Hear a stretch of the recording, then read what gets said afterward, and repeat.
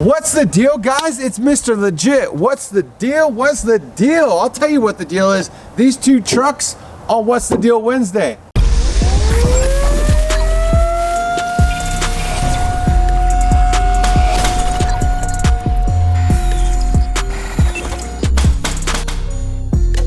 All right, guys, so let's talk about these trucks that we have behind me. We're gonna do the 450 versus the 350, right? We're gonna do a head-to-head kind of run around and talk the difference on why I'm selling one of these trucks.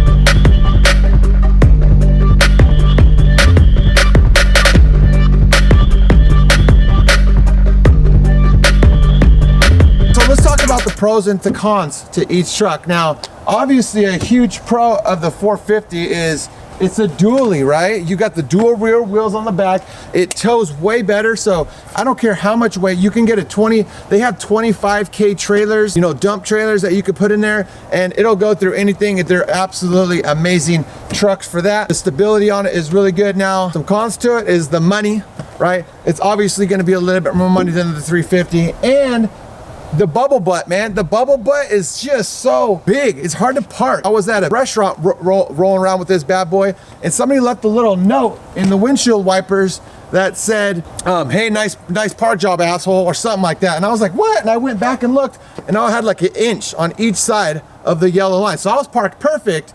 But again, the parking, that sucks. So let's talk about the 350, the pros and the cons to that. Now, some pros to it is obviously a little bit of price. You have the opposite of this. So the pricing is better. You can fit in a little bit more narrow. Now, the cons to it is you can't tow as much and it's not as smooth, right? So if you're going down the road, it is a little bit rocky. It's just not as nice as the dually, right? But today, really what I want to talk to you guys about is which one I'm selling. So which one you think I'd be selling?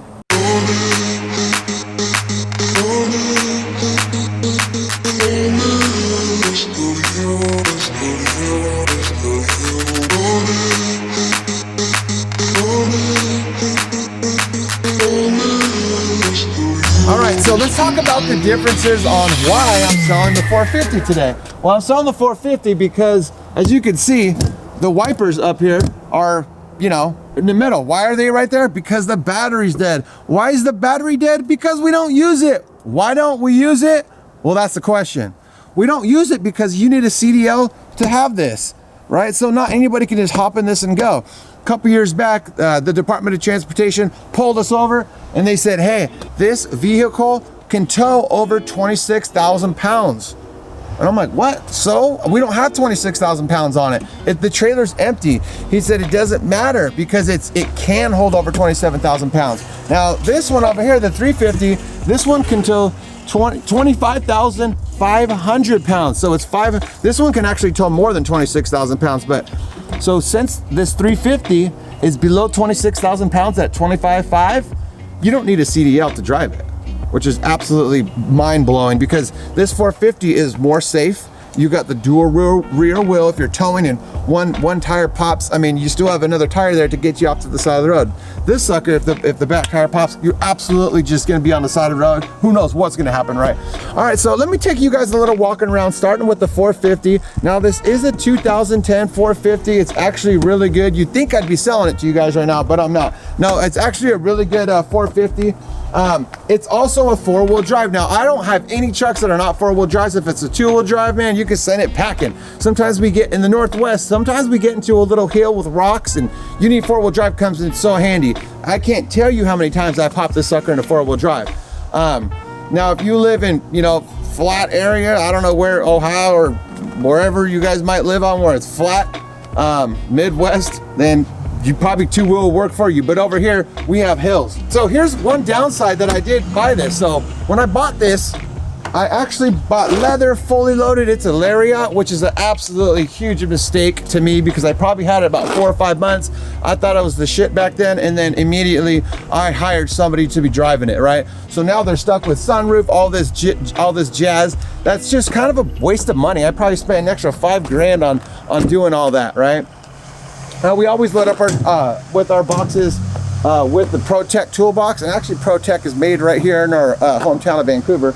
And then we load up the ProTech toolbox with the ladder rack, and you have to have that down on every truck coming around to the 350, it's actually really similar.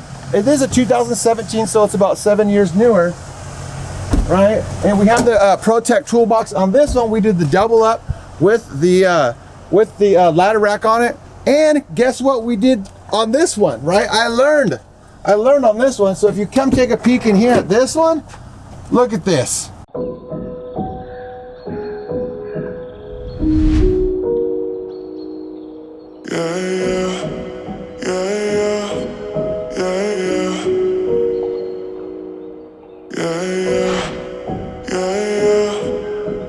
Now this one right here has cloth seats.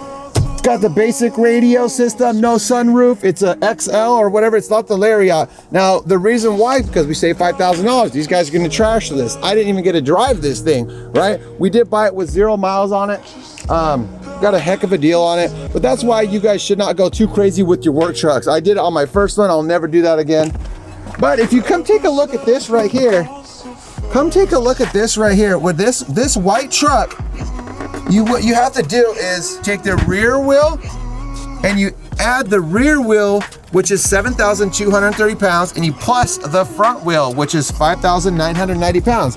Now, if you're ever over on the front wheel or the rear wheel, they will fine you. So they'll basically bring out these jump scales and put them on the front wheel, and they'll put them on the rear wheel and make sure you're not over. So you got to kind of be somewhat mindful to make sure that you're not over, right? Now, so basically, so this trailer right here, or this truck right here is 11,500 pounds. If you take the trailer and add the trailer of 14,000 pound, what do you get? 14,000 plus 11,500 is 25,500, which gives us 500 pounds. So Ford was definitely thinking when they made this. So basically those 14,000 pounds, you can use those trailers. Now, let's go take a look at the inside of this bad boy on the 450. All right, so come over here and take a look at this bad boy. So this one right here is 14,500. Now, again, you just take the rear wheel, which is 9,500, plus the front wheels, which is 6,000, it'll give you 14,500. Now, if you take 14,500 plus 14, that's 28,500, which is 3,500 pounds more than your limit of, wait, no, it's 2,500, sorry about that. It's 2,500 more than your limit of 26,000 pounds for your CDL.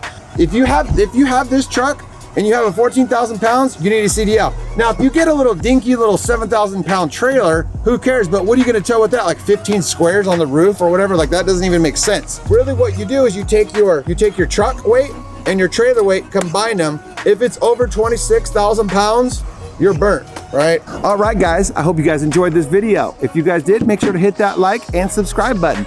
Now, we got a pretty cool video coming up here this Saturday, so make sure you guys stay tuned for that. Ring the bell. I got a jam out of here. I would love to sit here and give you guys read the comments, but I really got a jam. I got a 12 o'clock meeting, so I hope this video gonna save you guys some money, whether you're an entrepreneur already or somebody that just wants to know about the trailers, a good investment, maybe not, or a new roofer that's coming into the contracting world. Without that, I'm gonna get the heck out of here. You guys have a good day. Peace.